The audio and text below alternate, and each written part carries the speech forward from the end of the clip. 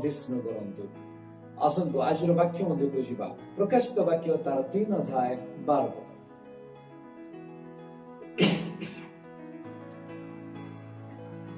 जे जय करे आमे ताहाकु हमर ईश्वर को मंदिर स्तंभ स्वरूप करिबु से हम सेखर बाहर को जीवनानी आमे हमर ईश्वर को नाम ओ स्वर्गर ताहा पठर भागवत जो नूतन जेरूशलेम हमर ईश्वर को श्री नगरी नाम पुणी आम निजर नूतन नाम ताहा ऊपर लिखिबो। Thank you sister. प्रभु आपनको आशीर्वाद करंतु।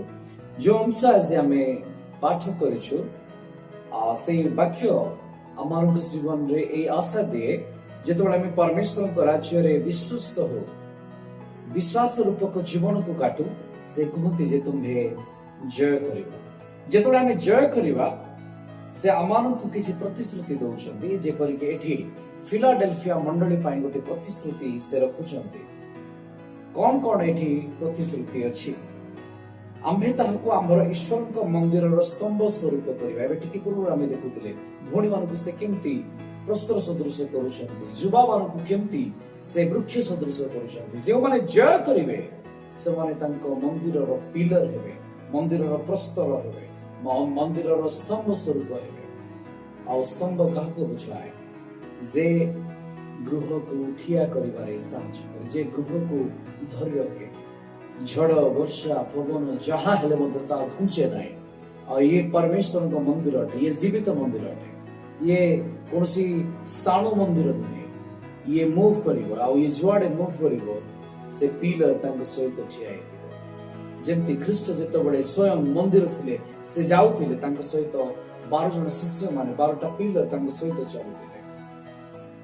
परमेश्वर कहउछन्ते आबे तुमको से पिलर सदृश किंतु आज जो मोर प्रसंग रही मो पिलर उपर आज अधिक रखी ना मु द्वितीय अंश उपर अधिक रखी ता तलकू एपरि लेखा अछि से आउ सेठारु बाहर को जीव नाही आम्भे आमर ईश्वरक नाम ओ स्वर्गरु ताहांक ठारु आगत जे नूतन जेरूशलेम आमर ईश्वरक सेही नगर नाम पुणी आम्भ निजर नूतन नाम ताहा उपर लिखिबु। तो प्रथम विषय थिला I will make him pillar. द्वितीय विषय होची I will write on him. परमेश्वर कहले जे आम्भे से पिलर उपरे किछि लिखिबु। कोन लिखिबु? नाम लिखिबु। तीनटा नाम लिखिबार कथा अछि। नाम विषय तो आमे चर्चा करिबा किंतु ता पूर्व परमेश्वर कहउछन्ती जे आमे लिखिबा। केते जण सुनि पाउछन्ती?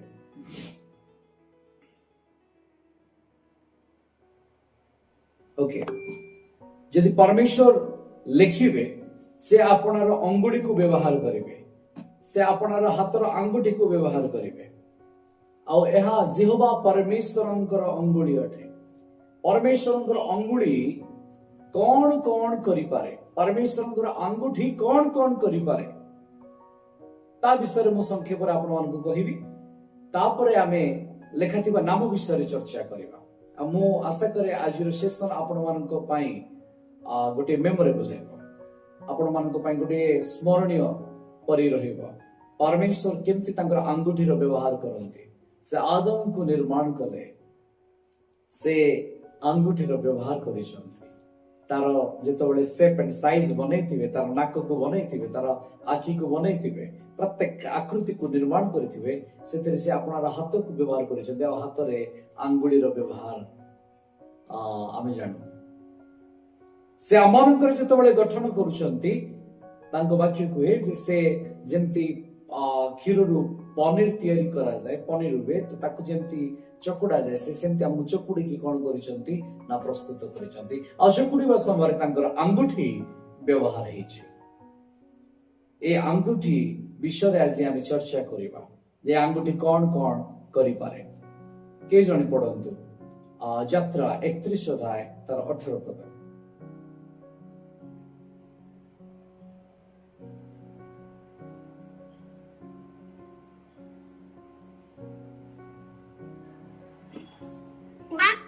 जो स्त्री पिला माने पुरुष समस्त ज्ञात होई नाहांती से समस्तଙ୍କୁ आपण ମାନଙ୍କ ନିମନ୍ତେ ଜୀବିତ ରଖ।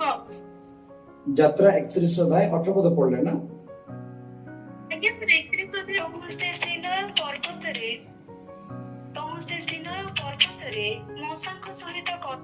ମଶାଙ୍କ ସହିତ କଥା ସାଙ୍ଗ କରି ସାକ୍ଷ୍ୟ ସ୍ୱରୂପ ଦୁଇ ପଟା ଅର୍ଥାତ୍ ପରମେଶ୍ୱରଙ୍କ ଅଙ୍ଗୁଳି ଲିଖିତ ଦୁଇ ପ୍ରସ୍ତର ପଟା ତାଙ୍କୁ ଦେଲେ। ଲେଖାଯାଏ ପରମେଶ୍ୱରଙ୍କ ଅଙ୍ଗୁଳି ଲିଖିତ ଦୁଇ ପ୍ରସ୍ତର ପଟା ତାଙ୍କୁ ଦେଲେ। ଯଦି 32 ଅଧ୍ୟାୟର 16 ପଦକୁ ଆମେ ଦେଖୁ ଆଉ ସେ 16 ପଦରେ ଲେଖାଯାଏ ସେଇ ପ୍ରସ୍ତର ପଟା ପରମେଶ୍ୱରଙ୍କ ନିର୍ମିତ ପୁଣି ତହିଁରେ ଖୋଦିତ ଲିଖନ ହିଁ ପରମେଶ୍ୱରଙ୍କ ଲିଖନ ଥିଲା। That is the handwriting of Yodhe Vavhe. ସେଇ ହାତ ସେଇ ଆଙ୍ଗୁଠି ସେଇ ଲେଖା ମୋ ପରମେଶ୍ୱରଙ୍କର ଅଟେ, ତା ପରମେଶ୍ୱରଙ୍କ ଲିଖନ ଅଟେ। ସେ ଲେଖିଛନ୍ତି କଣ ଲେଖିଲେ? ସେ 10 ଆଜ୍ଞା ଲେଖିକି ଦେଲେ। ସେ 10 ଆଜ୍ଞା ଭିତରେ ସମସ୍ତ ବିଧି ନିୟମ କାନୁନ 613ଟା ଯାକ ଆଇନ ତା ଭିତରେ ସେ ଗୁପ୍ତ ଭାବରେ ଲେଖିକି ଦେଲେ। ଦ୍ୱିତୀୟ ବିବରଣୀ 9:10 ପଦରେ ବି ଲେଖାଯାଏ। ତେବେ ପରମେଶ୍ୱର ଆପଣ ଆଙ୍ଗୁଠିରେ ସେ ବ୍ୟବସ୍ଥାକୁ ଲେଖନ୍ତି, ଆଇନକୁ ଲେଖନ୍ତି, ଲକୁ ଲେଖନ୍ତି। ଫାର୍ଷ୍ଟ ବିଷୟ ତାଙ୍କ ଆଙ୍ଗୁଠି କଣ କରେ ନା ଆଇନକୁ ତିଆରି କରେ, ଆମମାନଙ୍କ ଜୀବନର ଲକୁ ସେ ଲେଖନ୍ତି। ଦ୍ୱିତୀୟ ବିଷୟ ତାଙ୍କ ଆଙ୍ଗୁଠି ଆଉ କଣ କରିପାରେ? ଦାନିଏଲ ପୁସ୍ତକ ତାର 5:5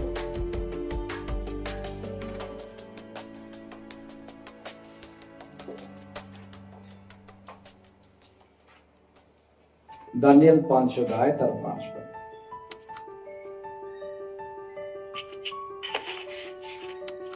ସେହି ଦଣ୍ଡରେ ମନୁଷ୍ୟ ହସ୍ତର ଅଙ୍ଗୁଳି ଆସି ରାଜପ୍ରସାଦ କାନ୍ଥର ଲେପନ ଉପରେ ଦୀପା ଧାରର ନିକଟରେ ଲେଖିଲା, ଆଉ ହସ୍ତର ଯେଉଁ ଅଂଶ ଲେଖିଲା ରାଜା ତାହା ଦେଖିଲା। ଶୂନ୍ୟରୁ ଗୋଟେ ହସ୍ତ ଆସୁଛି ଆଉ ବେଲଶାସ୍ସର ରାଜାଙ୍କ ସମ୍ମୁଖରେ କାନ୍ଥରେ ସେ ଲେଖି ଦଉଛି। ଯେତେବେଳେ ସେ ଲେଖି ଦଉଛି ଆଉ ସେଇ ସମୟରେ ରାଜା ଦେଖୁଛନ୍ତି ଗୋଟେ ଆଙ୍ଗୁଠି ଆସୁଛି ଆଉ ଏହାକୁ ଲେଖି ଦଉଛି। ସେ ଆଶ୍ଚର୍ଯ୍ୟ ହେଲେ ଏହା କିପରି, କାହାର, କଣ ଏଠି ଲେଖାଛି, ଏହାର ଅର୍ଥ କଣ? ତାକୁ ଜାଣିବା ପାଇଁ ଯେତେବେଳେ ଖୋଜା ଯାଉଛି ଶେଷରେ ଦାନିଏଲଙ୍କୁ ଡକାଯାଉଛି। 24 ପଦ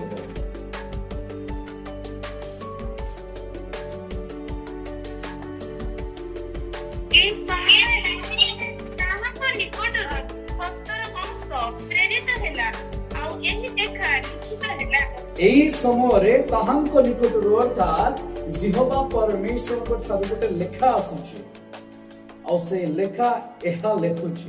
କଣ ଲେଖୁଛି ନା 25 ପଦରେ ଲେଖାଯାଏ, ଯାହା ଲିଖିତ ହେଲା ତାହା ଏହି ମିନେ ମିନେ ତକେଲ ଉପାର୍ଶନ।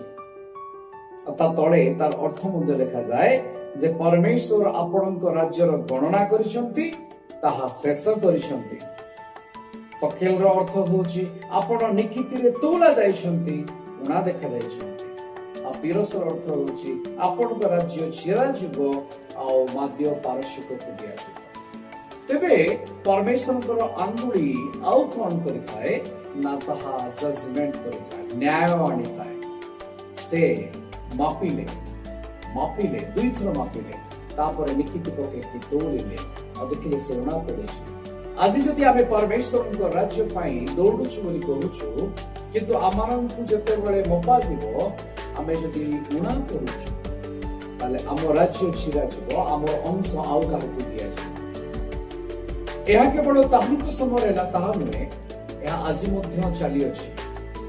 ଯେତେବେଳେ ରାଜା ପରମେଶ୍ୱରଙ୍କ ସମ୍ମୁଖରେ ଅବିଶ୍ୱସ୍ତ ହେଲେ, ପରମେଶ୍ୱରଙ୍କ ମନ୍ଦିରର ପାତ୍ର ଗୁଡିକୁ ଅପବ୍ୟବହାର କଲେ, ଏହାର ଅର୍ଥ ଯେତେବେଳେ ଆମେ ମଣ୍ଡଳୀକୁ ଠିକରେ ନ ଚଲାଉ, ଆମ ହିସାବରେ ଆମେ ଚଲାଉ, ଆମେ ସେଥିରେ ମତ ହଉ, ନିଜର କାର୍ଯ୍ୟ ପ୍ରବୃତ୍ତିକୁ ରଖିବାକୁ ଚାଉ, ପରମେଶ୍ୱର ରାଜ୍ୟକୁ ଚିରିବେ ଆଉ କାହାରିକୁ ଦେଇଦେବେ।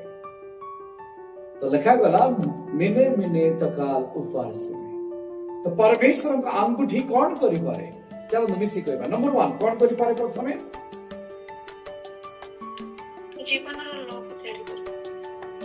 ଆମ ଜୀବନର ବ୍ୟବସ୍ଥାକୁ ତିଆରି କରେ। ଦ୍ୱିତୀୟରେ ପରମେଶ୍ୱରଙ୍କ ଆଙ୍ଗୁଠି କଣ କରିପାରେ? ସେ ଜଜମେଣ୍ଟ କରିପାରନ୍ତି, ବିଚାର କରିପାରନ୍ତି, ନ୍ୟାୟ ଦେଇପାରନ୍ତି। ଏ ଆଙ୍ଗୁଠି ବିଚାର ଲେଖିବ ଆଉ ଜଜ୍ ର ପେନ୍ ର କଲମ ଯେତେବେଳେ ଫାଇନାଲ ଅର୍ଡର ପାସ୍ କରେ ଯେ ଏଇଟା ହେବ, ଜଜମେଣ୍ଟ ଦେଇଦେଲେ ଏଇଟା ହେବ, ତା ହେବ।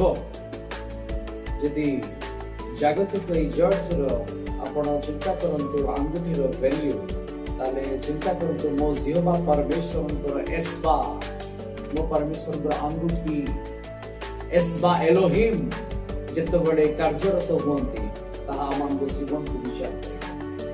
ଯୁବାମାନେ ପରମେଶ୍ୱର ଚାହାନ୍ତି ଆମେ ବୃକ୍ଷ ସଦୃଶ ସମୃଦ୍ଧ ହେଉ, ଆମେ ପ୍ରସ୍ତର ସଦୃଶ ଘରର ଚଟାଣ ପରି ହେଉ, କିନ୍ତୁ ଯଦି ତାଙ୍କ ଆଙ୍ଗୁଠି ଆମ ବିପକ୍ଷରେ କାନ୍ଥରେ ଲେଖାଗଲା ଯେ ଆମେ ତୁମକୁ ମାପିଲୁ ଆଉ ଦେଖିଲୁ ଯେ ତୁମେ ଉଣା ପଡିଛ, ସେତେବେଳେ ଆମର ଭାଗ କାହାକୁ ଦିଆଯିବ?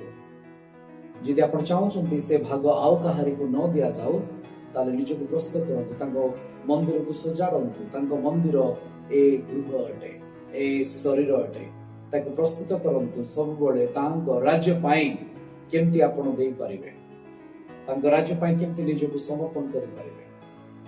ଯେତେବେଳେ ଆମେ ସଂସାରର କାମୁକତା ବିଳାସ ଭିତରେ ବୁଡି ଯାଉ, ସେତେବେଳେ ଆମେ ନା ବୃକ୍ଷ ସଦୃଶ ବୃଦ୍ଧି ପାଇପାରିବା, ନା ସେ ଘରର ଚଟାଣ ପରେ ଆମେ ମଜବୁତ ହେଇପାରିବା। ଆଉ ପରମେଶ୍ୱରଙ୍କର ଆଙ୍ଗୁଠି ଜଜମେଣ୍ଟ କରିପାରେ। ସେ ଆଙ୍ଗୁଠି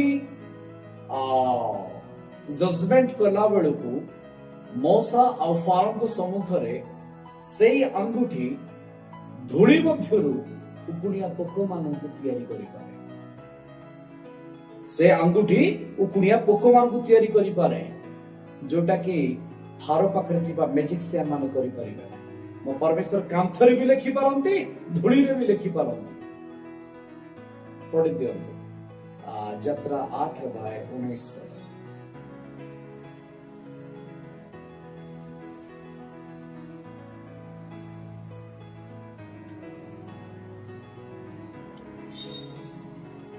ତେବେ ମଣ୍ଡଳୀମାନେ ଫାରୋଙ୍କୁ କହିଲେ, ଏ ତ ପରମେଶ୍ୱରଙ୍କ ଅଙ୍ଗୁଳୀକୃତ କର୍ମ। ତଥାପି ସଦାପ୍ରଭୁଙ୍କ ବାକ୍ୟାନୁସାରେ ଫାରୋଙ୍କର ହୃଦୟ କଠିନ ହେଲା। ପୁଣି ସେ ଟିକେ ଏଇଠି ରହିଯାଆନ୍ତୁ। ଉପର ଅଂଶ ଯଦି ଆପଣ ପାଠ କରିକି ଆସିବେ, ସେମାନେ ଉକୁଣିଆ ପୋକ କରିପାରିଲେ ନାହିଁ ମ୍ୟାଜିସିଆନ ମାନେ। ଆଉ ସେତେବେଳେ କହୁଛନ୍ତି ଯେ ଏହା ସଦାପ୍ରଭୁଙ୍କ ଅଙ୍ଗୁଳୀକୃତ କର୍ମ ଅଟେ, ଏହା ଏସ୍ବା ଏଲୋହିମଙ୍କର କାର୍ଯ୍ୟ ଅଟେ, ଏହା ତାଙ୍କର ହାତ ଅଟେ। ଇଏ ବିଚାର କରିପାରେ, ନ୍ୟାୟ ଦେଇପାରେ, ଦଣ୍ଡ ଆଣିପାରେ। ଆଉ ଉକୁଣିଆ ପୋକ ଦ୍ୱାରା ସେ ଜଷ୍ଟିସକୁ ନେଇକି ଆସିଲେ। ସେ ଆଙ୍ଗୁଠିରେ ଲ କରିପାରନ୍ତି, ସେ ଆଙ୍ଗୁଠିରେ ଜଜମେଣ୍ଟକୁ ଆଣିପାରନ୍ତି।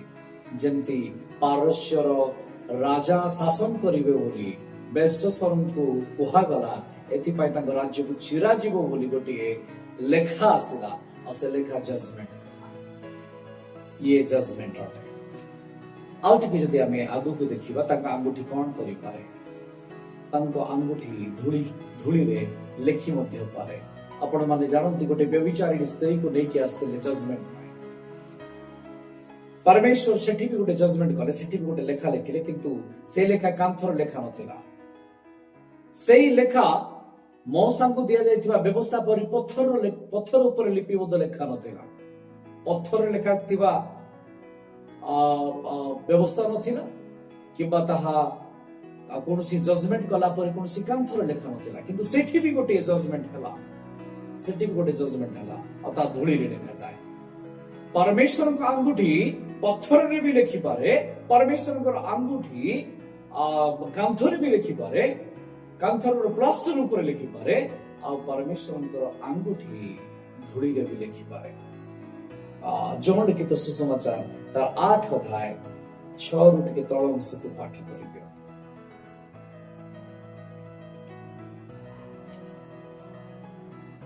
ଯୋହନ 8:6। ଅଭିଯୋଗର କାରଣ ପାଇବା କରନ୍ତି। ଆଉ ଟିକେ ସ୍ପଷ୍ଟ ଭାବରେ ପଢି ଦିଅନ୍ତୁ 6 ପଦ 8 ପଦ। କରିବା ଉଦ୍ଦେଶ୍ୟରେ ଏହା କହିଲେ। 6 ପଦ 8 ପଦ ଆଉ ଟିକେ କ୍ଲିୟର। ଯୋହନ 8:6 ପଦ ତାପରେ 8 ପଦ। ବିରୁଦ୍ଧରେ ଅଭିଯୋଗ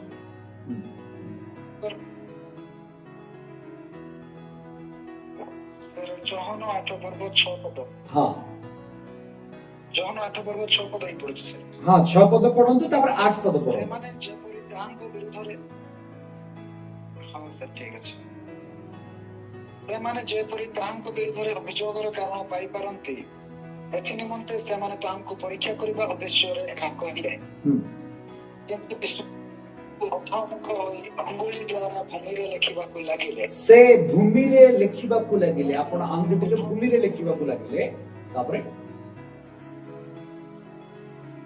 ପୁନର୍ବାର ସେ ଅଧମୁଖ ହୋଇ ଭୂମିରେ ଲେଖିବାକୁ ଲାଗିଲେ।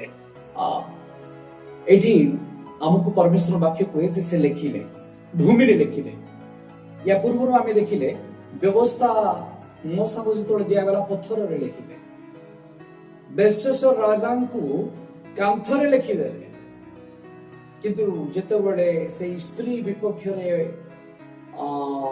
ମୂଷାଙ୍କ ଆଇନ ଅନୁସାରେ ଖ୍ରୀଷ୍ଟଙ୍କୁ ପରୀକ୍ଷା କରିବା ପାଇଁ ଆସୁଛନ୍ତି, ସେ ସମୟରେ ସେ ଅଧମୁଖ ହୋଇକି ଭୂମିରେ ଲେଖୁଛନ୍ତି। ଯୋଉ ଆଙ୍ଗୁଠି ଭୂମିରୁ ଧୂଳିରୁ ଆଦମକୁ ନିର୍ମାଣ କରିପାରେ, ଯୋଉ ଆଙ୍ଗୁଠି ଉକୁଡିଆ ପୋକମାନଙ୍କୁ ତିଆରି କରିପାରେ, ସେ ଆଙ୍ଗୁଠି ଆପଣମାନଙ୍କର ବିଚାର ମଧ୍ୟ କରିପାରେ, ଆପଣମାନଙ୍କ ନାମକୁ ଲେଖି ବି ପାରେ, ଆପଣମାନଙ୍କ ନାମକୁ କାଟି ବି ପାରେ। କଣ ଲେଖୁଥିଲେ ଖ୍ରୀଷ୍ଟ? ଖ୍ରୀଷ୍ଟ କଣ ଲେଖୁଥିଲେ? କିଏ କହିବେ କଣ ଲେଖୁଥିଲେ? ଆଚ୍ଛା ମତେ କୁହନ୍ତୁ, ଲେଖି ସାରିବା ପରେ କଣ କରାଗଲା? ଲୋକେ ରହିଲେ ନା ପଳେଇ ଗଲେ?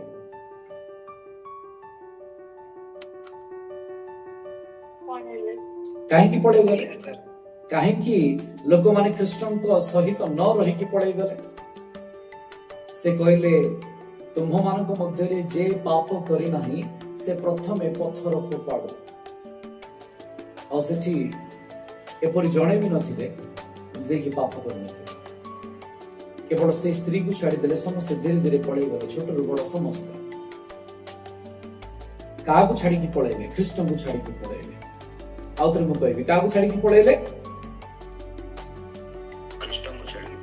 ଏବେ ପଢନ୍ତୁ ଯେରେମିୟା 17:13।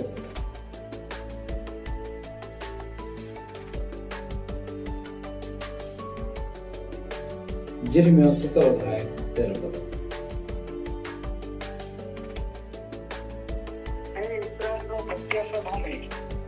ସଦାପ୍ରଭୁ ଯେଉଁମାନେ ତୁମକୁ ପରିତ୍ୟାଗ କରନ୍ତି ସେ ସମସ୍ତେ ଲଜ୍ଜିତ ହେବେ। ଯେଉଁମାନେ ମୋ ନିକଟରୁ ପ୍ରସ୍ଥାନ କରନ୍ତି ସେମାନଙ୍କର ନାମ ଯୋଡ଼ିରେ ଲିଖିତ ହେବ, କାରଣ ସେମାନେ ଅମୃତ ଜଳର ନିର୍ଝର ସ୍ୱରୂପ ସଦାପ୍ରଭୁଙ୍କୁ ତ୍ୟାଗ କରିଅଛନ୍ତି। ପରମେଶ୍ୱର ଧୂଳିରେ କଣ ଲେଖୁଥିଲେ ବୁଝିପାରୁଛନ୍ତି? ଗୋଟିଏ ନାମ। କାହାର ନାମ? ଯେଉଁମାନେ ତାଙ୍କୁ ପରିତ୍ୟାଗ କରିକି ଚାଲିଗଲେ ସେମାନଙ୍କର ନାମ ସେଠି ଲେଖିଥିଲେ। ହେ ଜିହୁଦା, ହେ ଇସ୍ରାଏଲ, ତୁମ୍ଭ ସଦାପ୍ରଭୁ ତୁମ୍ଭ ସମ୍ମୁଖରେ, ତୁମ ସଦାପ୍ରଭୁଙ୍କ ହସ୍ତ ତୁମ ସମ୍ମୁଖରେ, ତୁମ ସଦାପ୍ରଭୁଙ୍କର ଅଙ୍ଗୁଷ୍ଠି ତୁମ ସମ୍ମୁଖରେ, କିନ୍ତୁ ତୁମେ ତାହାଙ୍କୁ ପରିତ୍ୟାଗ କରି ଚାଲିଗଲ। ଯୋଉ ଅଙ୍ଗୁଷ୍ଠିରେ ତୁମେ ମିତ୍ରତା କରିବାର ଥିଲା, ମୁଦି ପିନ୍ଧେଇବାର ଥିଲା, ତାକୁ ତୁମେ କଣ କରିଗଲ ନା ପରିତ୍ୟାଗ କରିକି ଚାଲିଗଲ। ଯେତେବେଳେ ଏମାନେ ତାଙ୍କୁ ଛାଡିକି ଚାଲି ଯାଉଛନ୍ତି, ଏମାନଙ୍କର ନାମ ଧୂଳିରେ ଲେଖାଯାଉଛି। ତ ସଦାପ୍ରଭୁଙ୍କ ଆଙ୍ଗୁଠି କଣ କରିପାରେ ନା ନାମକୁ ଲେଖିପାରେ। କୋଉଠି? ଧୂଳି ଉପରେ। ଧୂଳି ଉପରେ ସେ ନାମକୁ ଲେଖି ବି ପାରନ୍ତି, ନାମକୁ କାଟି ପାରନ୍ତି। କହିବାର ଅର୍ଥ, ଧୂଳିରେ ଯଦି ନା ଲେଖାଯାଏ ବ୍ୟବସ୍ଥା, ପଥରର ବ୍ୟବସ୍ଥା କିଛି ଦିନ ରହିବ, ପଥରଟା ରହିବ, ଲେଖିଲେ ରହିବ, କାନ୍ଥରେ ଲେଖିଲେ ରହିବ, ଧୂଳିରେ ଲେଖିଲେ ଆଉ ଟିକେ ପରେ ଥିବ କି ନା ଜଣା ନାହିଁ। ଚନ୍ଦ୍ରପୃଷ୍ଠକୁ ଗଲେ ହବ, ପବନ ନଥିବ, କହିଲେ ରହିପାରେ। କିନ୍ତୁ ପୃଥିବୀରେ ଯଦି ଧୂଳିରେ ଲେଖାଯାଏ ତାହେଲେ ତ ରହିବ ନାହିଁ।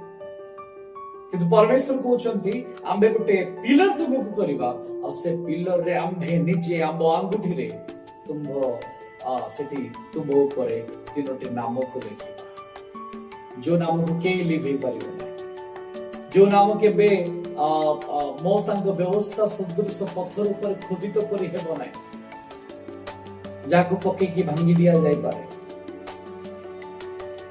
ଏହା ଏପରି ହେବ ଯାହାକି ଅନନ୍ତକାଳୀନ ପାଇଁ, ଚିରସ୍ଥାୟୀ ପାଇଁ। ସେପରି ପିଲର ଉପରେ ଆମେ ଆପଣଙ୍କ ନାମକୁ ରଖିବ ବୋଲି ତାଙ୍କର ବାକ୍ୟ। କେତେ ଜଣ ବୁଝି ପାରୁଛନ୍ତି ଟିକେ କହିଲେ ହାଲେଲୁୟା।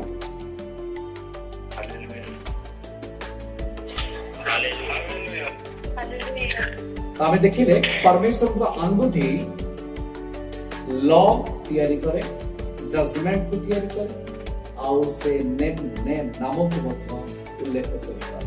ତିନିଟା ବିଷୟ ଅଛି। ମୁଁ ନାମ ବିଷୟରେ କହିବି କାରଣ ଲେଖାଯାଏ ପିଲର ଉପରେ ନାମକୁ ଲେଖିବେ। ଏଇ ନାମ ଦୁଇଟା ପ୍ରକାର ଲେଖାଗଲା, ଗୋଟେ ଧୂଳିରେ ଲେଖାଗଲା ଆଉ ଗୋଟେ ପିଲର ଉପରେ ଲେଖାଯିବ, ସ୍ତମ୍ଭ ଉପରେ। ଧୂଳିରେ ଲେଖାଗଲେ ତାହା ଆଉ କିଛି ଦିନ ପରେ ନଥିବ।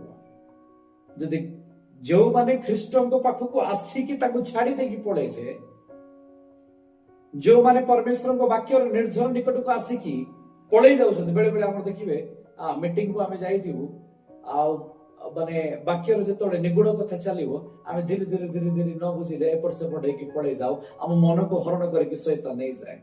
ଆମେ ଅନଲାଇନରେ ପ୍ରୋଗ୍ରାମରେ ଥାଉ, ଅନେକ ଆସୁଥିବେ ଯାଉଥିବେ ଚାଲିଥିବ, ଚାଲ ନେଟୱାର୍କ ଇସ୍ୟୁ ଅଛି ଠିକ ଅଛି, କିନ୍ତୁ କେତେ ଜଣ ଖାଲି ଟ୍ରାଏଲ ବେସିସରେ କଣ ଚାଲିଛି ଟିକେ ଆମେ ଦେଖିଦବା ଟିକେ ପଳେଇବା କହିକି। ପରମେଶ୍ୱରଙ୍କ ବାକ୍ୟ କୁହେ ଯେ ଯେଉଁମାନେ ତାହାଙ୍କୁ ଛାଡିକି ଯାଆନ୍ତି ସେମାନଙ୍କ ନାମ କୋଉଠି ଲେଖା ହେବ? ଚାଲନ୍ତୁ କୁହନ୍ତୁ, କୋଉଠି ଲେଖା ହେବ? ନା ନା ନା ନା ନା ନା ନା, ଯେଉଁମାନେ ସଦାପ୍ରଭୁଙ୍କୁ ଛାଡିକି ଚାଲିଗଲେ ସେମାନଙ୍କ ନାମ କୋଉଠି ଲେଖା ହେବ? ଧୂଳିରେ ଲେଖା ହେବ। ହଁ, ଯୋଉମାନେ ଜୟ କରିବେ ସେମାନଙ୍କ ନାମ ପିଲରରେ ଲେଖା ହେବ। ସେ ନାମ କେହି ଘୁଞ୍ଚେଇ ପାରିବେ ନାହିଁ, ସେଇ ନାମ ଅନନ୍ତ କାଳୀନ ଅଟେ। ଆମେ କହିବା କି ହାଲେଲୁୟା।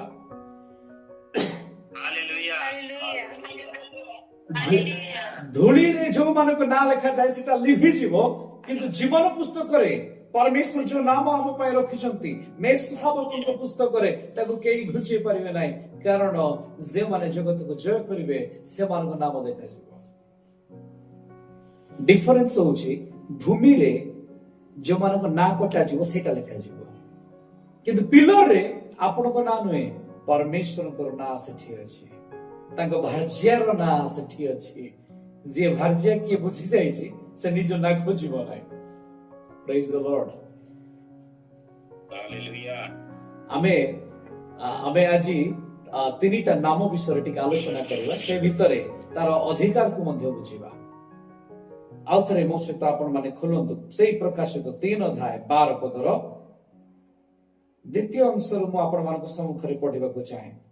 ପରମେଶ୍ୱର କହୁଛନ୍ତି, ଆମ୍ଭେ ଆମ୍ଭର ଈଶ୍ୱରଙ୍କ ନାମ ସ୍ୱର୍ଗରୁ ତାହାଙ୍କ ଠାରୁ ଆଗତ ଯେଉଁ ନୂତନ ଜେରୁସାଲମ, ଆମ୍ଭର ଈଶ୍ୱରଙ୍କ ସେହି ନଗରୀର ନାମ, ପୁଣି ଆମ୍ଭ ନିଜର ନୂତନ ନାମ ତାହା ଉପରେ ଲେଖିବୁ। ଏଠି ତିନିଟା କଥା ଆସିଲା। ପରମେଶ୍ୱର କହିଲେ ଯେ ଜିହୋବାଙ୍କ ନାମ ଲେଖାଯିବ, ଈଶ୍ୱରଙ୍କ ନାମ ଲେଖାଯିବ। ଦ୍ୱିତୀୟରେ ନୂତନ ଜେରୁସାଲମର ନାମ ଲେଖାଯିବ, ଆଉ ତୃତୀୟରେ ସେ ଗୋଟିଏ ନୂତନ ନାମ ଲେଖିବେ। ମୁଁ ଆପଣମାନଙ୍କ ସମ୍ମୁଖରେ ଆଜି ଯୋଉ ଆମର ହ୍ୱାଟ୍ସଆପ୍ ଗ୍ରୁପ ଅଛି ସେଥିରେ ଲେଖିକି ଛାଡିଥିଲି। ଗୋଟେ ନାଁ ସେଠି ତିନିଟା ନାଁ ଲେଖା ହେଇଛି, ହିବ୍ରୁରେ ଲେଖା ଅଛି, ଆଉ ସେ ତିନିଟା ନାଁ ପ୍ରଥମଟି ସମସ୍ତେ ଜାଣିଥିବେ, ୟୋଦ୍ ହେ ଭାବ ହେ, ଈଶ୍ୱରଙ୍କ ନାମ, ଏହା ତାହାଙ୍କ ନାମ ଅଟେ। ସେ କହୁଛନ୍ତି ଯେ ଆମେ ତୁମକୁ ପ୍ରସ୍ତର ସ୍ୱରୂପ କରିବା, ଆମେ ତୁମକୁ ପିଲର ସଦୃଶ କରିବା, ସ୍ତମ୍ଭ ସ୍ୱରୂପ କରିବା, ଆଉ ସେ ସ୍ତମ୍ଭ ଉପରେ ପ୍ରଥମେ ଯୋଉ ନାମ ଲେଖାଯିବ ସେ ନାମ କଣ ହେବ ନା ୟୋଦ୍ ହେ ଭାବ ହେ, ସେ ନାମ ଜିହୋବା ହେବ। ଦ୍ୱିତୀୟରେ ଆଉ ଗୋଟିଏ ନାମ ହେବ, କଣ ହେବ ନା ସେଇ ନଗରୀର ନାମ ହେବ। କୋଉ ନଗରୀ? ପ୍ରକାଶିତ 21 ଯଦି ଆମେ ଦେଖିବା, ଟିକେ ଆପଣ ମାନେ ମୋ ସହିତ ଖୋଲନ୍ତୁ ପ୍ରକାଶିତ 21, ଯୋଉମାନେ ଏମିତି ମୋ ସହିତ କଣ୍ଟିନ୍ୟୁ କରିବେ। ପ୍ରକାଶିତ 21 ଯେତେବେଳେ ଆମେ ପହଞ୍ଚିବା ସେତେବେଳେ ତାର ବିସ୍ତୃତରେ ଆଲୋଚନା କରିବା। ଆଜି କେବଳ ମୁଁ ଆପଣଙ୍କୁ ଗୋଟିଏ ଦିଟା ପଦ ହିଁ ତାର ପଢେଇବାକୁ ଚାହେଁ। ଆପଣ ମାନେ 2 ପଦକୁ ଯଦି ଦେଖିବେ 21:2 ଲେଖାଯାଏ, ପୁଣି ପ୍ରକାଶିତ 21:2, ପୁଣି ମୁଁ ପବିତ୍ର ନଗରୀ ଅର୍ଥାତ୍ ନୂତନ ଜେରୁସାଲମକୁ ବର ନିମନ୍ତେ ସଜ୍ଜିତା କନ୍ୟାର ସଦୃଶ ପ୍ରସ୍ତୁତ ହୋଇ ସ୍ୱର୍ଗରୁ ଈଶ୍ୱରଙ୍କ ନିକଟକୁ ଅବତରଣ କରିବାର ଦେଖିଲି। ଏଠି ଯୋଉ ନଗରୀର ନାମ କଥା କୁହାଯାଏ इंग्लिश रे न्यू जेरूसलम लिखा है किंतु मु हिब्रू रे ताको लिखिछि कौन बोली लिखिथिबि कोंतु जेरूसलम लिखिथिबि कि नहीं एठी कन्या प्रस्तुत है क्या आसुछंती तेणु तार नाम मु लिखिली जे कन्या कहि ताको हिब्रू रे कहै जाय कलाह KALLH कलाह प्रथमे होची योद है भाव है द्वितीय होची कलाह KALLAH कलाह आउ तृतीय रे से कहउछन्ते आम्भे आपणारो निजर नूतन नाम लिखिबा अने नूतन नाम कोन हेबो केही जानते नै वे तो से नाम कन्या आउ बरर संपर्क को सूचौथिबो मु भाबुछि से कारण एटी जो स्तंभ स्वरूप से करिवे ई स्तंभ रे से नूतन जेरूसलम नगरी को खसिबार कथा कहउछन्ति तार नाम लिखुछन्ति रजिस्ट्री रे जति झियोर ना अछि ताले पुर ना बाहागर रजिस्ट्रेशन रे जति झियोर ना अछि ताले पुर ना कारण से कहउछन्ति से कन्यार नाम अछि यदि कन्यार नाम अछि ताले बर रे नाम किंतु मु से बर बोली लिखिली नै यदि कन्या बोली किंतु बर बोली लिखिली हिब्रू रे मु लिखिछि सेम चादास अर्थ होछि नूतन नाम परमेश्वर गोटे नूतन नाम और से नूतन नाम कहीं केमती कुआ गला तो चिंता कर ये होछि प्रेमर गोटे नाम अटे चिन्ह अटे जेमती गोटे स्वामी पाई ता स्त्री रो गोटे नाम स्पेसिफिक थाए स्त्री ता स्वामी को डाकिबा पाई बा स्वामी ता स्त्री को डाकिबा पाई गोटे तांको परस्पर मध्य रे कोन कहबा नाम दिया जाए तार आदर स्नेह को बुझेबा पाई सेमती गोटे नूतन नाम अछि से नाम कन्या निमंते दिया जाउछि तेणु कहला गोटे नूतन नाम अछि तीनटा कथा अछि ईश्वरଙ୍କ नाम अछि कन्याଙ୍କ नाम अछि एवं ख्रीष्टଙ୍କ नाम अछि एक नूतन नाम अछि पिताଙ୍କ नाम काहे के स्तंभ ऊपर लेखा गला जानते जेतो याकू मु चिंता करथि परमेश्वर गोटे विषय करे ताहा ओनरशिप को बुझाए पिताଙ୍କ गृह रे स्थान प्रस्तुत अछि मो पिताଙ୍କ गृह रे तुम मानको पई मु स्थान प्रस्तुत करबा को जाउछि अनेक स्थान अछि किंतु मु तुम पई गोटे स्थान प्रस्तुत करबा जाउछि काहे केमति कहले जो माने जिहुदी विवाह को जानते से माने जानि छथि आ आपण मन को अनेक थर मु कहै जे पिताଙ୍କ गृह रे अनेक वासस्थान रो जगह थिले मध्य बर कौन करिवे ना कन्या पाई गोटे स्पेशल रूम बनेबे तो ख्रीष्ट कहले मु तुम पाई गोटे कक्ष बनेबा पाई जाउ अछि मो प्रिय माने ए जो पिताଙ୍କ गृह ए गृह काहा को बुझाए ओनरशिप को बुझाए द्वितीय रे जो कन्यार नाम कथा आसेला नूतन जेरूसलम रो नाम रो कथा आसेला ताहा काहे की कुआ गला जे नूतन जेरूसलम रो हमें नाम को रखिबा के जंडी के पढि दु एवरी 11 अध्याय तार 9 एवरी 11 अध्याय तार 9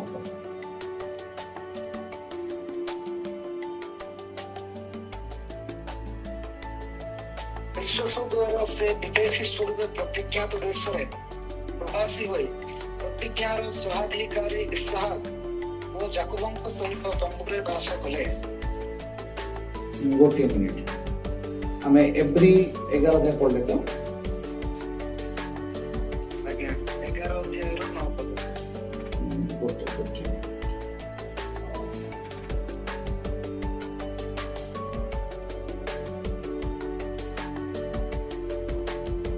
शायद मो पद मिस करिछि कि कोन टिके 10 पद पढंतु हां 9 नहीं 9 सहित मिसे 10 पद पढंतु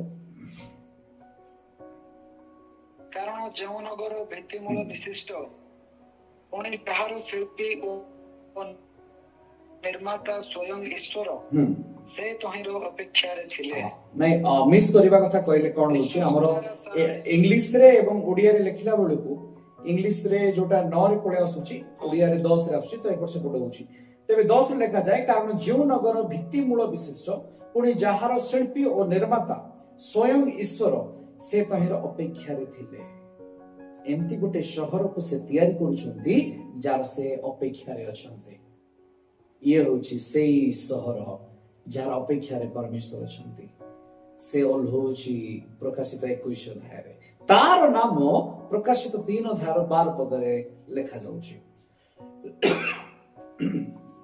तेबे एहा काहू बुझाए ए स्त्री काहू सूचौची ए कन्या काहू सूचौची एहा सिटीजनशिप को सूचौची तार नाम जेतोळे लेखा जाउची नागरिकता को बुझौची जेमती गोटे देश तार ओनरशिप तार नागरिक माननकु नै के तो ईश्वरन को नाम ओनरशिप को बुझेला बेले भाज्यर नाम सिटीजनशिप को बुझाए परमेश्वर गोटे सहर तैयारी छथि से मित्र आमे माने अछु आमे माने होछु सेई नगर रो नागरिक माने आमे होछु सेई सिटीजन पढंतु फिलिपियो 3 अध्याय 20 पद फिलिपियो 3 अध्याय 20 पद आम्भेମାନେ ତ ସ୍ୱର୍ଗର ପ୍ରଜା ସେ ସ୍ଥାନରୁ ମଧ୍ୟ ଆମ୍ଭେମାନେ ତ୍ରାଣକର୍ତ୍ତା ପ୍ରଭୁ ଯୀଶୁ ଖ୍ରୀଷ୍ଟଙ୍କ ଆଗମନର ଅପେକ୍ଷାରେ ଅଛୁ ଆମ୍ଭେମାନେ ହୋଛୁ ସ୍ୱର୍ଗର ପ୍ରଜା ସେଥିପାଇଁ ସ୍ୱର୍ଗର ଯେଉଁ ସ୍ତମ୍ଭ ରହିଛି ପରମେଶ୍ୱରଙ୍କ ମନ୍ଦିରର ପିଲର ଅଛି ଆମ୍ଭେମାନେ ତାହାର କଣ ଅଟୁ ନା ପ୍ରଜା ଅଟୁ ସେଥିପାଇଁ ଆମମାନଙ୍କୁ ସିଟିଜେନସିପ ର ଅଧିକାର ଦେବା ପାଇଁ ସେ ନାମ ଲେଖା ଯାଉଛି ଯୋଉ ନୂତନ ଜେରୁସାଲେମର ନା ପିଲର ଉପରେ ରହୁଛି ସେ ଦେଖଉଛି ଯେ ତୁମ୍ଭେମାନେ ମୋର ପ୍ରଜା ଅଟ ଈଶ୍ୱରଙ୍କ ନାମ ସୂଚଉଛି ଓନରशिप को ଭାର୍ଯ୍ୟାର ନାମ ସୂଚଉଛି ସିଟିଜେନସିପ ଆମେ ମାନେ ତାଙ୍କର ପ୍ରଜା ଅଟୁ କୋଉମାନେ ପ୍ରଜା ଯେଉଁମାନେ ପବିତ୍ର ଯେଉଁମାନେ ତାଙ୍କ ରାଜ୍ୟ ପାଇଁ ଦୌଡ଼ିଛନ୍ତି ଯେଉଁମାନେ ଆପଣାର ପ୍ରାଣ ବଳି ଦେଇଛନ୍ତି ଯେଉଁମାନେ ଆହୁତି ଦେଇଛନ୍ତି ଯେଉଁମାନେ ଦିବାରାତ୍ର ତାଙ୍କ ରାଜ୍ୟକୁ ବଢାଇବା ପାଇଁ ଚିନ୍ତା କରିଛନ୍ତି ଆପଣାର ପେଟକୁ ପୋଷିବା ପାଇଁ ନୁହେଁ କେବଳ ଦେଖାଣିଆ ସକାଶ ନୁହେଁ କେବଳ ଫେଲୋସିପ ପାଇଁ ନୁହେଁ କେବଳ ବର୍ଷକୁ ଥରେ ମାସକୁ ଥରେ ପର୍ବରେ ଦେଖିବା ପାଇଁ ନୁହେଁ ସେଇମାନେ ହେଉଛନ୍ତି ନାଗରିକ ଯେଉଁମାନେ ଦେଶକୁ ଉଠେଇବା ପାଇଁ ଚେଷ୍ଟା କରନ୍ତି ସେମିତି ସ୍ୱର୍ଗର ପ୍ରଜା ସ୍ୱର୍ଗକୁ ଏଷ୍ଟାବ୍ଲିଶ କରିବା ପାଇଁ ସ୍ୱର୍ଗର ରାଜ୍ୟକୁ ସ୍ଥାପନ କରିବା ପାଇଁ ସଂଘର୍ଷ କରନ୍ତି ଏମାନେ ହେଉଛନ୍ତି ସେଇ ପ୍ରଜା ପ୍ରଥମ ପିତର 2:9 ପଦରେ ଏଇ କଥା ହିଁ ତ ଉଲ୍ଲେଖ ଅଛି ଯେ ତୁମ୍ଭେମାନେ କଣ ନା ଆମ୍ଭେମାନେ ପବିତ୍ର ଜାତି ଅଟୁ ରାଜକୀୟ ଯାଜକୀୟ ବର୍ଗ ଅଟୁ ଆଉ ଆମେ ତାଙ୍କର ନିଜସ୍ୱ ପ୍ରଜା ଏଇ କନ୍ୟାର ନାମ ଲେଖାଯିବା ନାଗରିକତାର ଚିହ୍ନ ତୃତୀୟରେ ଗୋଟେ ନାମ ଅଛି ସେଟା ହଉଛି ମାଇ ନ୍ୟୁ ନେମ୍ ଏହା କାହାକୁ ସୂଚାଏ ମୁଁ କହିଲି ନା ଯଦି ଭାର୍ଯ୍ୟା ଅଛି ତାହେଲେ କିଏ ଅଛି ଭାର୍ଯ୍ୟାର ଯଦି ନାମ ଅଛି ତାହେଲେ କାହାର ନାମ ଅଛି ବରଙ୍କର ନାମ ଅଛି ଆଉ ଭାର୍ଯ୍ୟା ଆଉ ବର ମଧ୍ୟରେ କଣ ସମ୍ପର୍କ गोटे स्थायी अनंतकालीन संपर्क को देखौछि ये रिलेशनशिप अटे संपर्क अटे प्रथमे ओनरशिप अटे द्वितीय नाम सिटीजनशिप अटे तृतीय नाम रिलेशनशिप अटे न कहली ना गोटे नुआ ना दिया जीवो आ से ना बर आ कन्याकर रिलेशन को देखियो केते जण पूर्वरु एमति बुझितिले टिका हाथ उठै दियंतु ए तीनटा नाम तीन प्रकार अर्थ को बहन करुछि ये ओनरशिप को बुझौछि ईश्वरଙ୍କ नाम भार्यार नाम सिटीजनशिप को बुझौछि एवं ख्रीष्टଙ୍କ नूतन नाम न्यू रिलेशनशिप को बुझौछि अनेक समय आमे ईश्वरଙ୍କ नाम विषय चर्चा करू अनेक समय ख्रीष्टଙ୍କ सहित मंडलीर संपर्क को आमे चर्चा करू तेणु मु आज सियाडू को आपन को नेबि नाही मु आज आपन को सिटीजनशिप मध्यरे टिके अधिक बढ़ेबा को चाहे एठी तीनटा नाम को कहीं की गुरुत्व दिया गला आ आमे जे तोले निजस्व प्रजा को होचो आमानकर डेडिकेशन केते हेबा दरकार आमानकर सिटी अधिकार अछि आमानकर प्रिविलेज अछि आमानकर पावर मिलुछि सेठु तबे ए तीनोटी नाम आमानकु तीनोटी विषय प्रदान करे पितांको नाम आमको सामर्थ्य दिए पावर दिए ऑथेंटिसिटी जे एहा पितांको गृह अटे द्वितीय रे जेतबेले आमे कन्याको नाम को पाउछु सेतबेले आमे प्रिविलेज पाउछ स्पेशल राइट पाउछ आ जेतबेले ख्रीष्टन को नाम दिया जाउछ नूतन नाम ताहा हमकु राइट्स दउछ प्रोटेक्शन दउछ मुया को नेगेटिव टिका आपन को आगु को बढ़ाइबे केते जण जिहुदा आ तामर रो स्टोरी जानि छन्ते टिका हाथ उठै दियो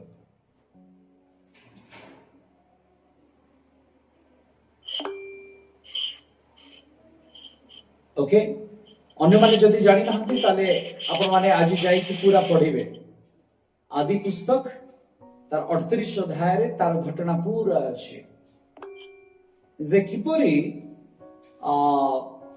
जिहुदा विवाह करुछि आ तार तीनोटी पुओ होउछन्ती तापर बड़ पुओ पई से तामर को विवाह करूछन्ती विवाह करिबा परे बड़ पुओ दुष्ट हेबारु से सदाप्रभु को द्वारा हत हेले तापर मझिया पुओ को बाहा कराइले कारण दियर विवाह प्रथा प्रचलित थिला तामर दियर को बाहा होउछन्ती किंतु दियर वंश रक्षा करूनांती ईश्वर को राज्य को बढ़ाउनांती आ ईश्वर को राज्य विपक्ष रे जे छिड़ा हेबो ईश्वर ताको बढ़िबा को देबे नाही कारण ता राज्य पय परमेश्वर को वाक्य उल्लेख अछि मिने मिने तकाल ऊपर से भी कटा गला 3 नंबर पुअर पाळी आसिला एथर जेतोले दुईटा पुओ मरि गले 3 नंबर पुओ पाळी आसिला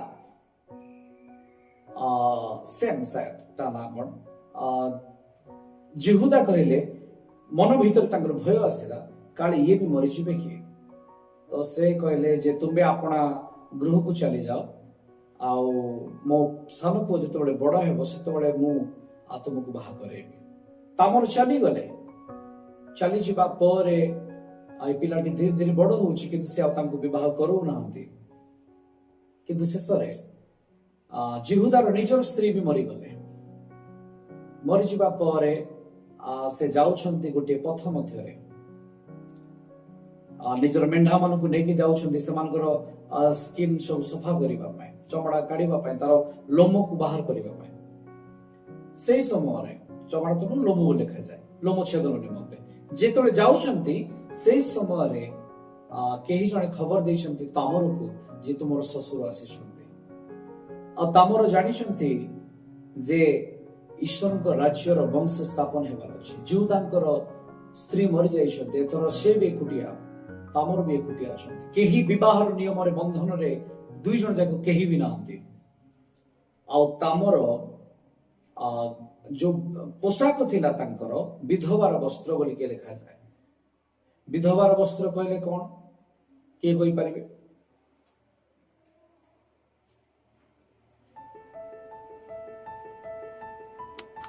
चेष्टा करंतु विधवार वस्त्र कहले कोन आमे केमती जानिबा जण को देखिले ये विधवा कोइ की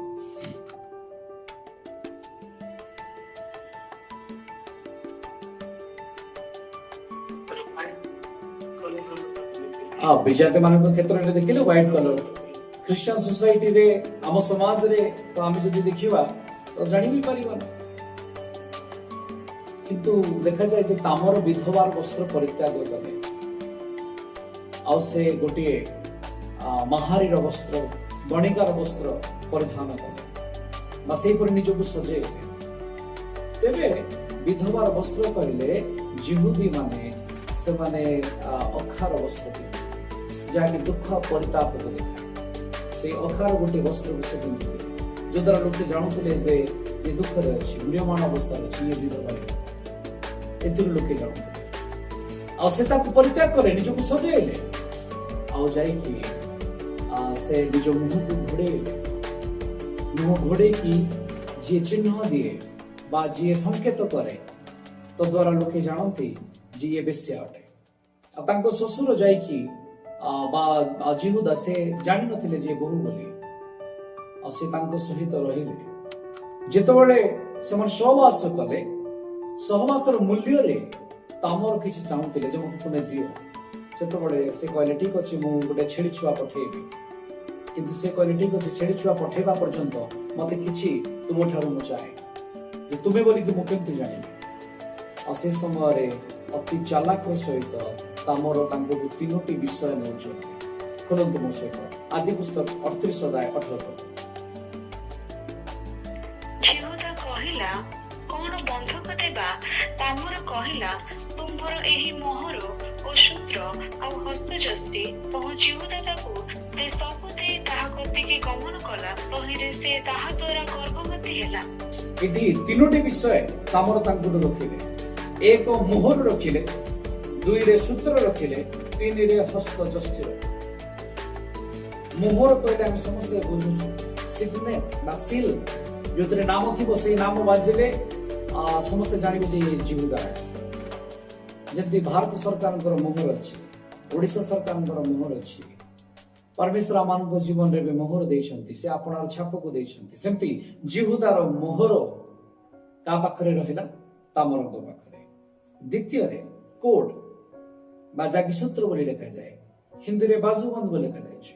କିନ୍ତୁ ଯଦି ଆମେ ତାକୁ ଦେଖିବା ପ୍ରକୃତରେ ତାହା ଗୋଟେ ଡୋରି ଅଟେ, ସୂତା ଅଟେ, ଗୋଟେ ଦୌଡ଼ି ଅଟେ। ସେ ଦୌଡ଼ି ବା ସେଇ କୋଡକୁ ନିଜ ପାଖରେ ରଖୁଛନ୍ତି।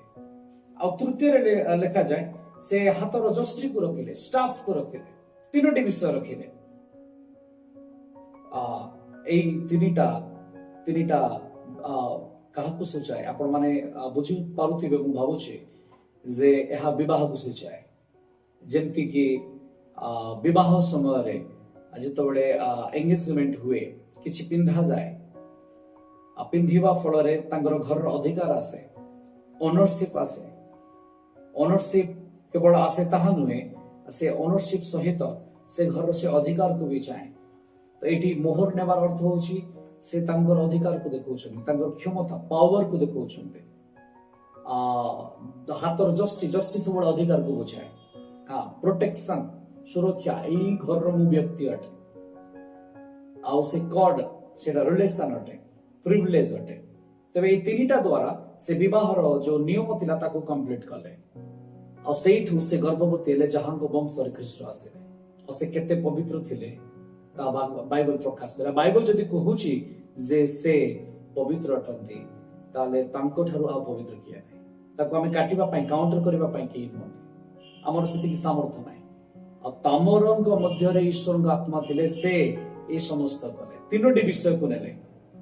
କଣ କଣ ନେଲେ? ନା ସେ ସିଲ୍ ନେଲେ, କୋଡ ନେଲେ, ଷ୍ଟାଫ ନେଲେ। ସିଲ୍ ଓନରସିପ କୁ ବୁଝାଏ, କୋଡ ରିଲେସନ କୁ ସୂଚାଏ, ଯୋଉଟା ଦୌଡ଼ି ରିଲେସନ କୁ ସୂଚାଏ। ଆଉ ଷ୍ଟାଫ ଯୋଉଟା କି ଜଷ୍ଟି ଅଧିକାର, ସିଟିଜେନସିପ କୁ ବୁଝାଏ। ମୁଁ ଟିକେ ପୂର୍ବରୁ କହିଲି ତିନିଟା ନାମ, ଈଶ୍ୱରଙ୍କ ନାମ, କନ୍ୟାଙ୍କ ନାମ, ଆଉ ପରମେଶ୍ୱରଙ୍କ ନୂତନ ନାମ। এই তিনিটা ওনরশিপ, সিটিজেনশিপ, রিলেশনশিপ।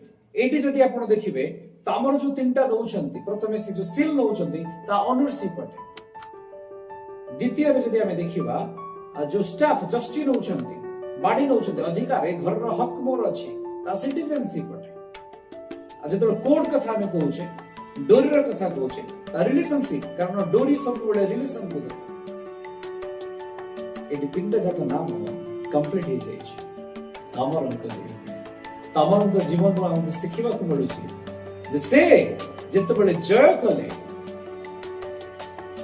ତାଙ୍କ ଶ୍ୱଶୁର ତ ଚାହୁଁନଥିଲେ, କିନ୍ତୁ ପରମେଶ୍ୱର ତାଙ୍କୁ ବିଜୟ କଲେ ପବିତ୍ରତାର ସହିତ, ସାମର୍ଥ୍ୟର ସହିତ, ବୁଦ୍ଧିର ସହିତ। ଏ ଜଗତରେ ଆମକୁ ଜିତିବାର ଯଦି ଅଛି, ବୁଦ୍ଧିର ସହିତ, ସାମର୍ଥ୍ୟର ସହିତ ଆମକୁ ବଢିବାର ଅଛି। ଆଉ ତିନୋଟି ଯାକକୁ ସେ ପାଉଛନ୍ତି। ସେ ପାୱାର, ଅଥେଣ୍ଟିସିଟି ପାଉଛନ୍ତି, ସେ ପ୍ରିଭିଲେଜ ପାଉଛନ୍ତି, ସେ ପ୍ରୋଟେକ୍ସନ ପାଉଛନ୍ତି। ଏଇ ଯୋଉ ତିନିଟା ପି କଥା ମୁଁ କହିଲି, ଯାହାକି ପ୍ରଥମଟି ହଉଛି ସିଲ୍, ମୋହର, ଦ୍ୱିତୀୟଟି ହଉଛି ଡୋରି, ଯାହାକି କୋଡ, ଆଉ ଷ୍ଟାଫ, ବାଡି, ଜଷ୍ଟି। ଏ ତିନିଟି ବିଷୟକୁ ସୂଚାଏ, ଓନରସିପ, ସିଟିଜେନସିପ ଆଉ ରିଲେସନସିପ। ମୁଁ ଆଉ ଗୋଟେ ଛୋଟ ଦୃଷ୍ଟାନ୍ତ ଦେଇକି ଆକୁ ସମାପ୍ତ କରିବି। ଆପଣ ମାନେ ସେଇ ଦୁଇ ଭାଇଙ୍କ କଥା ଜାଣିଛନ୍ତି। ଜଣେ ବାପାର ଅଧିକାର ମାଗିଲେ ସାନ ପୁଅ, ଆଉ ସବୁ ନେଇକି ସେ ବିକ୍ରି କରିକି ତାକୁ ଉଡେଇ ଦେଲେ। ପରେ ଯେତେବେଳେ ଦୁର୍ଭିକ୍ଷ ପଡୁଛି, ଖାଇବାକୁ ନାହିଁ, କଦାଚାରେ ଉଡେଇ ସାରିଛନ୍ତି, ଅର୍ଥ ନାହିଁ, ଘୁଷୁରୀ ଖାଦ୍ୟ ଖାଉଥିବା ସିମ ବି ଶେଷରେ ମିଳିଲା ନାହିଁ, ସେ ସେଠୁ ଫେରୁଛନ୍ତି ଆଉ କହୁଛନ୍ତି ମୁଁ ମୋ ବାପାଙ୍କ ନିକଟକୁ ଯିବି। ଯେତେବେଳେ ଯାଉଛନ୍ତି ବାପାଙ୍କ ନିକଟକୁ, ବାପା ତାଙ୍କୁ ତିନୋଟି ବିଷୟ ଦଉଛନ୍ତି। ଲୁକ 15:22 ତାଙ୍କୁ ବହୁମୂଲ୍ୟ, ଅତି ଶୀଘ୍ର ବହୁମୂଲ୍ୟ ଗୋଟେ ବସ୍ତ୍ର ତାଙ୍କୁ ପିନ୍ଧା ଯାଉଛି। ଦ୍ୱିତୀୟରେ ହାତରେ ମୁଦି ଦିଆଯାଉଛି ଆଉ ପାଦରେ ପାଦୁକା ଦିଆଯାଉଛି, ସ୍ୟାଣ୍ଡେଲ ଦିଆଯାଉଛି। ଏ ତିନିଟା କାହାକୁ ସୂଚାଏ? କ୍ଲଥ ଓନରସିପ କୁ ସୂଚାଏ, ରିଙ୍ଗ ରିଲେସନସିପ କୁ ସୂଚାଏ, ସ୍ୟାଣ୍ଡେଲ ସିଟିଜେନସିପ କୁ ବୁଝାଏ। କେମିତି ସାର୍ ସିଟିଜେନସିପ କୁ ସ୍ୟାଣ୍ଡେଲ ବୁଝେଇଲା ନା ପୂର୍ବ କାଳରେ ରାଜା ବା ଅଧିକାର ଯୋଉମାନଙ୍କର ଥିଲା, ନାଗରିକ ମାନେ ସେମାନଙ୍କର ପାଦକୁ ଚୁମ୍ବନ କରିକି ତାଙ୍କର ନାଗରିକତ୍ୱକୁ ଏଲାଉ କରାଯାଉଥିଲା। ସାମନ୍ତବାଦୀ ପ୍ରଥାରେ ସେମାନେ ହାତକୁ ଚୁମ୍ବନ କରୁଥିଲେ। ଇସଲାମିକ କଲଚରରେ ଯଦି ଦେଖିବେ ସେମାନେ ପାଦକୁ ଚୁମ୍ବନ କରନ୍ତି, କିଛିଟା ନିୟମ ଥିଲା। ତ ସାଜଦା ପାଇବ ଏସବୁ ନିୟମ ନୀତି ଯେତେବେଳେ ଚାଲେ, ତେବେ କହିବାର ଅର୍ଥ ସେଠି ସାନ ପୁଅ ପାଇଁ ଯୋଉ ବସ୍ତ୍ର ଦିଆଯାଉଛି ତାକୁ ଆଉ ଥରେ ତାର ଅଧିକାର ଦିଆଯାଉଛି, ଓନରସିପ ଦିଆଯାଉଛି। ଯୋଉ ଓନରସିପ ସେ ହରେଇଥିଲା, ଆମେ ଓନରସିପ ହରେଇଥିଲୁ। ପରମେଶ୍ୱର କହୁଛନ୍ତି ଯେତେବେଳେ ତୁମେ ଏଇ ଜଗତକୁ ଜୟ କରିବ ତୁମେ ପୁରା କମ୍ପ୍ଲିଟ ଓନରସିପ କୁ ପାଉଛ। ଯେତେବେଳେ ତୁମେ ଏଇ ଜଗତକୁ ଜୟ କରୁଛ ଆମେ ତୁମକୁ ଗୋଟିଏ ମୁଦି ପିନ୍ଧେଇବା, ଗୋଟେ ରିଲେସନସିପ ତିଆରି ହେବ। ସେଇ ନାମ ହଉଛି ବ୍ରାଇଡ, କନ୍ୟା, କଲ୍ଲାହ।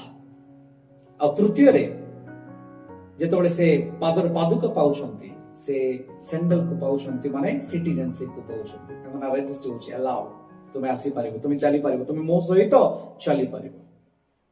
ମୋ ପ୍ରିୟ ମାନେ, ଏଇ ଯୋଉ ତାମର ପାଇଥିବା ତିନୋଟି ବିଷୟ, ସେ ସାନ ପୁଅଙ୍କ ପାଇଁ ମିଳିଥିବା ବାପାଙ୍କର ସ୍ନେହର ତିନୋଟି ବିଷୟ, ସେ ତିନୋଟି ନାମକୁ ସୂଚାଏ।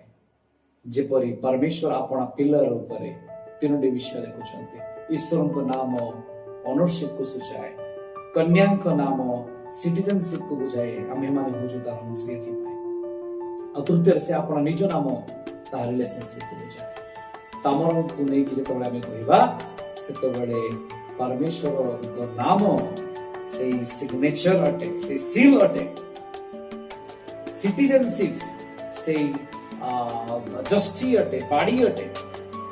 ଆଉ ରିଲେସନସିପ ସେଇ ଡୋରି ଅଟେ, କୋଡ ଅଟେ।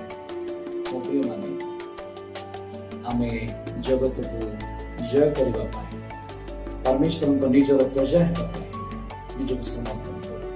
ନିଜକୁ ପରଫେକ୍ଟ କରିବା ପାଇଁ ଆମକୁ ଅଗ୍ରସର ହେବାର ଅଛି।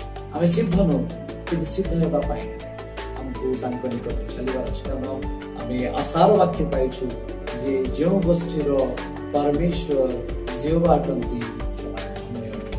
ଶେଷରେ ଗୋଟିଏ ପଦ ଆମେ ଦେଖିବା, ଜିର୍ମୀୟ 1:18 ପଦ।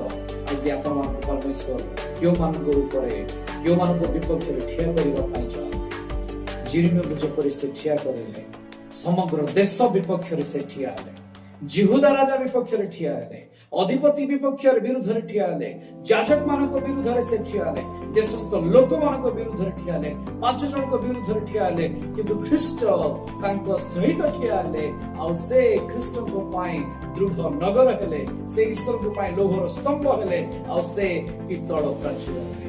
ପରମେଶ୍ୱର ଆଜି ଆପଣମାନଙ୍କୁ କହୁଛନ୍ତି, ଆପଣମାନେ ସେ ଦୃଢ ନଗରର ବ୍ୟକ୍ତି ଅଟନ୍ତି, ଆପଣମାନେ ସେ ଲୌହ ସ୍ତମ୍ଭ ଅଟନ୍ତି, ଆପଣମାନେ ସେ ପିତ୍ତଳର ପାଚେରୀ ଅଟନ୍ତି, ଯାହାକୁ କେହି ହଟେଇ ପାରିବେ ନାହିଁ। ଜଗତର ପାପକୁ ଦେଖି ଆଖି ବୁଝିକି କେବଳ ରୁହନ୍ତୁ ନାହିଁ, ତା ବିପକ୍ଷରେ ସ୍ୱର ଉତ୍ତୋଳନ କରନ୍ତୁ, ତାକୁ ଘୁଞ୍ଚେଇ ଦିଅନ୍ତୁ, ତା ବିରୁଦ୍ଧରେ ଘୋଷଣା କରନ୍ତୁ। ଆଉ ଈଶ୍ୱରଙ୍କ ରାଜ୍ୟ ପାଇଁ ଆତ୍ମିକ ଯୁଦ୍ଧରେ ଅଂଶ ନିଅନ୍ତୁ। ଆପଣଙ୍କ ସ୍ତମ୍ଭରେ ପରମେଶ୍ୱର ଆପଣଙ୍କ ନାମକୁ, ପିତାଙ୍କ ନାମକୁ, ପୁତ୍ରଙ୍କ ନାମକୁ ସ୍ଥାନ ଦେଇଛନ୍ତି। ପ୍ରଭୁ ସମସ୍ତଙ୍କୁ ଆଶୀର୍ବାଦ